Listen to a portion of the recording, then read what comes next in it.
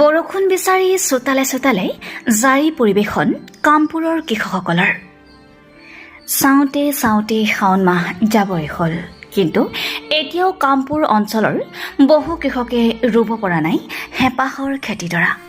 কিয়নো বৰষুণৰ অভাৱত কামপুৰৰ বহু কৃষকৰ পথাৰত মেলিছে বৃহৎ বৃহৎ চিৰাল ফাট।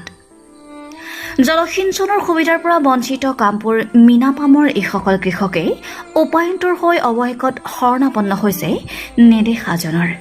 বৰষুণ বিচাৰি চোতালে চোতালে জাৰি পৰিৱেশন কামপুৰৰ কৃষকসকলৰ কৰিলে আল্লাহ চাওঁতে চাওঁতে শাওণ মাহ জাৰিকিত পৰিৱেশন কৰি এতিয়াও কামপুৰ অঞ্চলৰ বহু কৃষকে ৰুব পৰা নাই হেঁপাহৰ খেতিডৰা।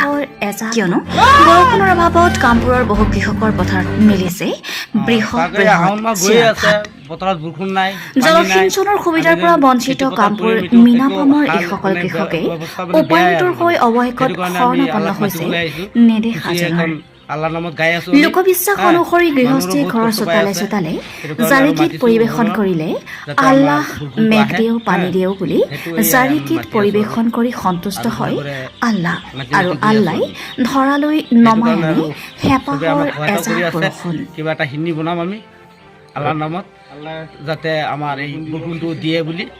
কচুৱাৰ পৰা খাইৰুল ইছলামৰ ৰিপৰ্ট, নিউজ 24.com।